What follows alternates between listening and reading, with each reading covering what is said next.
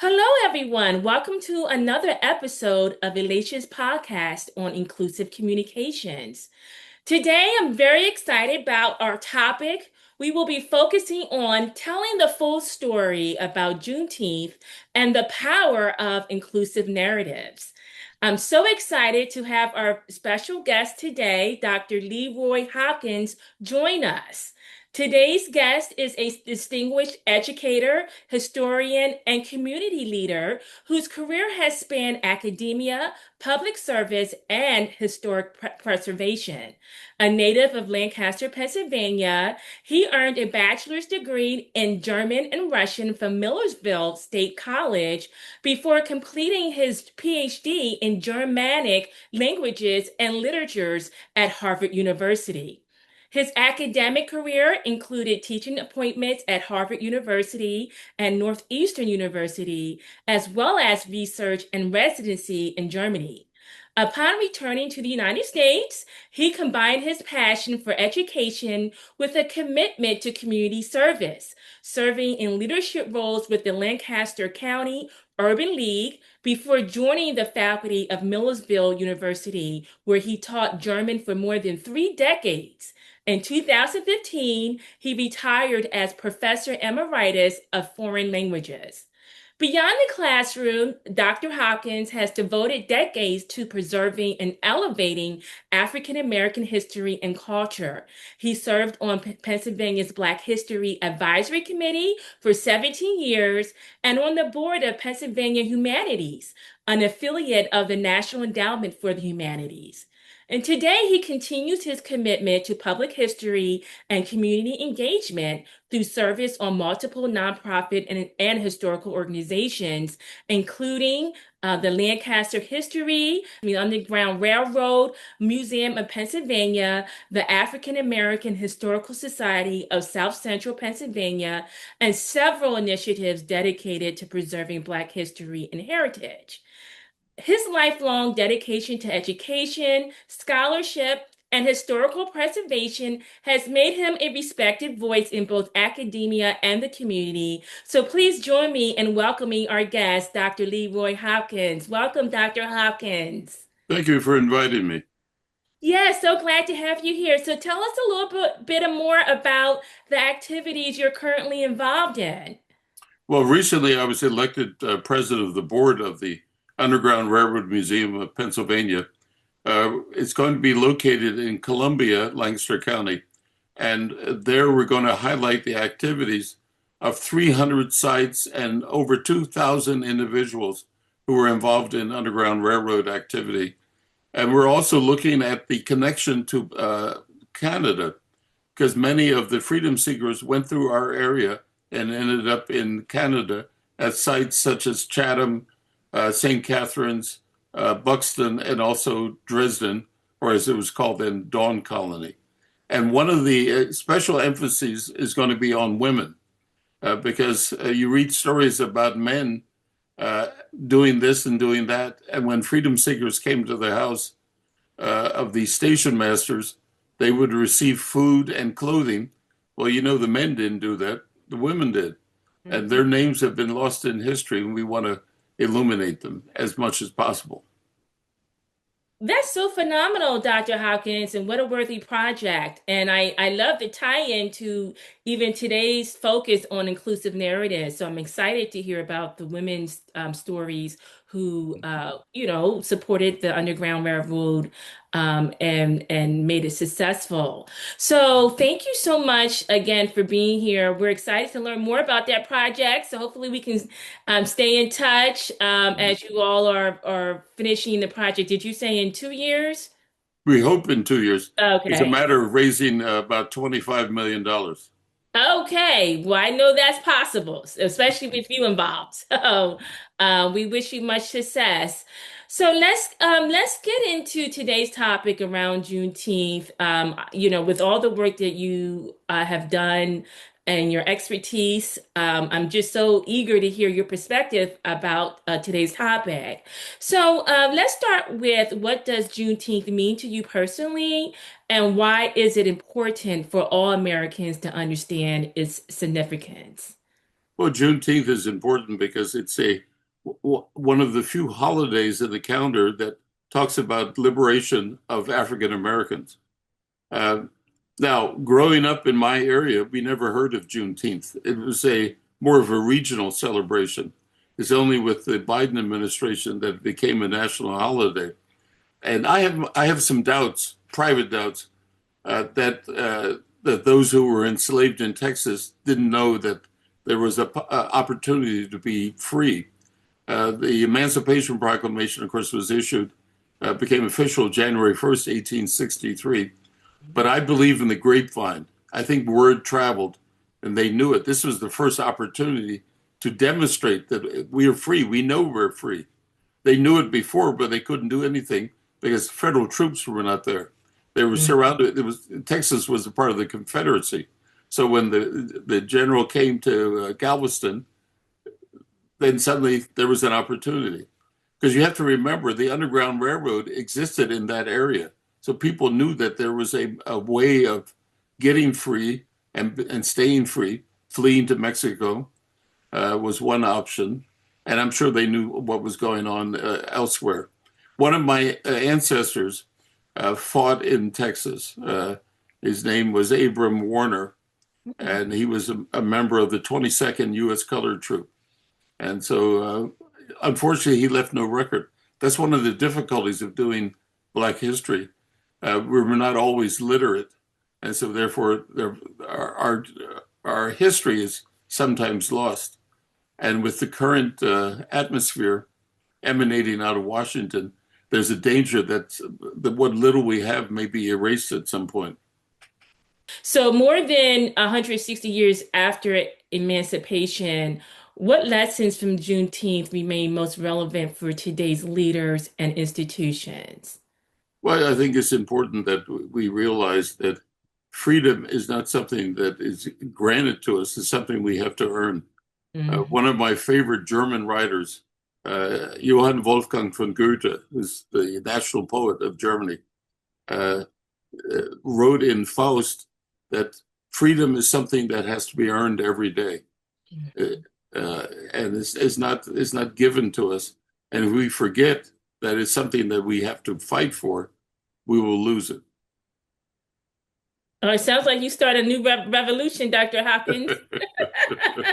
Well, as the Chinese proverb, a journey of 1,000 miles begins with a single step. Well, someone has to do some things, but I think there is some momentum. What happened in Philadelphia with the reference to the enslaved people being there when Washington was in residence, that being removed and then replaced. I was just talking to someone about a visit I made to a local bookstore. I hadn't been to that bookstore in 9 months. 9 months before, when I was looking for Black history materials, they had one shelf with about 15 books on it. When I went to visit 3 weeks ago, there was at least 10 book shelves, and there was even one shelf devoted only to slavery. So someone is reading, someone is interested in the history. So I have every hope that in the future we can look back and say it was a difficult time, but we kept our heads high, and look, our history is still here. Right, Dr. Hopkins. Yes, and I hear you. It has to be an intentional effort to preserve Black history, and someone has to, make their voice heard to make sure it isn't erased. Can you expound a little bit more on the fight for freedom? As organizations, institutions, especially in today's climate, what do you think that should look like really. Well, I It- think just telling the story. I believe telling our history is a form of resistance, a resistance to persistent discrimination or attempts to eliminate our history. What African Americans have experienced belongs in the core of the American experience, and we cannot allow that story to be somehow manipulated, sanitized, or otherwise malformed, because it's something. it's a story that young people are really interested in. A number of years ago, I was invited to speak to fourth graders about local history. And I got to the school and I noticed that right before my presentation, they were out on recess. And I thought, oh, wonderful. They'll be all over the walls, excited from what they did outside. One of the class walked in, a young boy. Looking at him, I'd say he was Filipino. Mhm. And he asked me, are you going to talk about Black history? I said, yes. Are you interested in it? He runs to his desk, pulls out a book. He's reading the biography of Harriet Tubman. And I thought, yeah, this is a story that resonates with the young people. Someone looking, seeing a problem and addressing that problem and doing something to help others. And so if we reduce our historical narrative to those levels, we have to begin with young people. When I was in school, I learned nothing about Black history. If we teach young people, white, black, brown, about our common history, I think the future will look better. Well said, Dr. Hopkins. I remember when I was young, my mother would that was her rule. We had to read a biography on a black leader during the summer while everyone else was playing outside. We had to read a book, and not only read it, we had to write a book report on it. Mhm. And so, of You course, had a good mother. I didn't like that at the time, but looking back on that, part of my life, I'm very grateful for that. And as Well, you, I can tell a personal story. I have a nephew. He just turned 46. And growing up, for his birthday and for the holidays, I wouldn't give him a toy or anything. I gave him a book. And oh, I did, to my surprise, recently I discovered he still has those books. History of Black Americans is something that he's projecting himself into these figures, yeah, and that's what it's a what's the word I'm looking for? It's a hackneyed expression. Everyone needs a hero. Well, mm, it's true. Young people need role models. yes. And if the role model looks something like them, or even doesn't look like them, if it's something they can identify with, a role or a situation, they're going to learn from it. Right. I love the emphasis on telling the story of Black history, and I'd like to delve into that just a little bit more. Mhm. So the next question is, how can organizations move beyond performative recognition of Juneteenth and create meaningful opportunities for education, dialogue, and community engagement? And I'd like to add a little spin on that, in that really telling, as you say, the full truth of the story. And so can you expound on that? Sure. Well, one of the ways you could do that is tell the story of your local community. Juneteenth is a Texas story, but what happened locally? How has freedom been provided or denied in your community?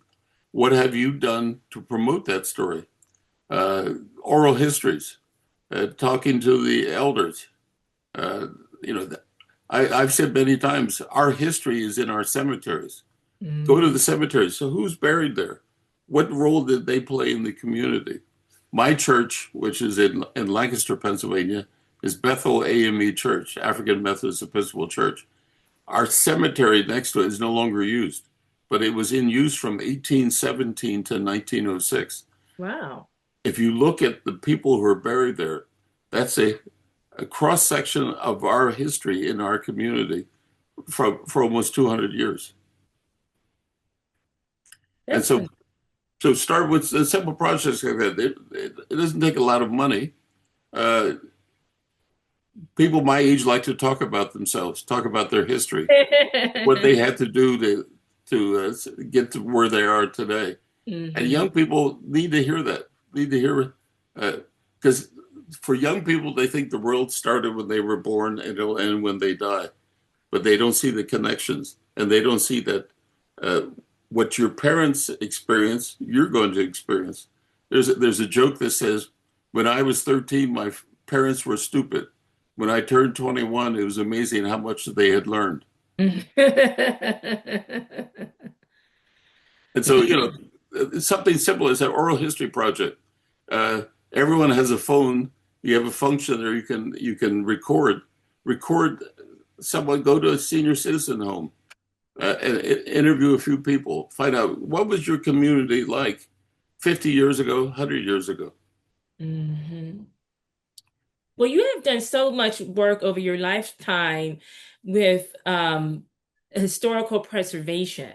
And in that work, what role has storytelling played in preserving Black history, culture, and legacy of resilience that Juneteenth represents?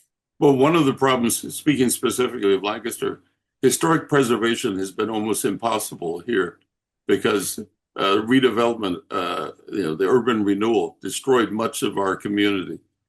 14 square blocks in my neighborhood were eviscerated.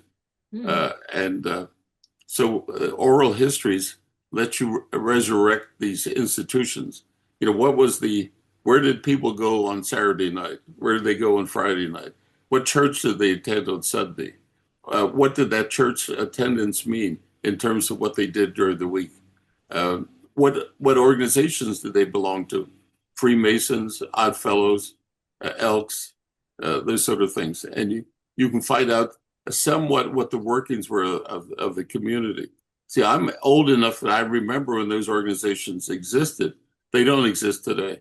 You have Freemasons, but they're no longer in our community. Uh, the only thing that remains are the churches. And so, if you want to find out what yesterday was like, and I'm a firm believer that if you don't know your history, you don't have a future. Hmm. Amen. Yes, that's so true. Um, so as we look to the future, what actions can individuals, organizations, and communities take to help advance equity, inclusion, understanding? Well, if I could quote a well-known communist, Lenin was asked by the students at the University of Moscow, how can they prepare for the future? And his answer was, учиться, учиться и учиться. Study, study, and study. Or was learn about our past and organize. One of the things that the young people, I'm mainly interested about young people, because I spent most of my life as an educator, is that they don't have role models. They have no notion of what the working world it looks like. What are the possibilities? And it's incumbent on us as adults to show them that there's these possibilities, but you have to apply yourself. Nothing is given to you. And my parents told me that also. You have to earn what you get, and once you get it and you've earned it, you really appreciate it. Uh, you know, and I don't think any of us are interested in handouts. We want to earn our living. We want to have a meaningful uh, working life. Because as I used to tell my students, the worst thing you can do is find a job where you make a lot of money, but you're dissatisfied every night when you go home. Hmm. I taught a course, it was German literature and translation. And halfway through the semester, we were reading the famous writers, Thomas Mann, Kafka, and so forth. Halfway through the semester, one of my students came to me and said, my dad wants me to become a lawyer. My mother wants me to become a doctor. You think I can make a living in humanities? And I had to laugh and I said, you cannot live your parents' life. You have to decide what it is that you like to do. And if you're good at it, you'll have success. And so basically we need to look inwardly and so we can move outwardly and change the one of the issues that faces the Black community almost everywhere is we need to get out and vote Hmm.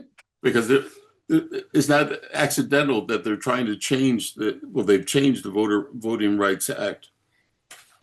They're trying to take away our right to decide.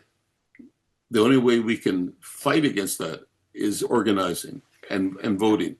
We should have 90% turnout.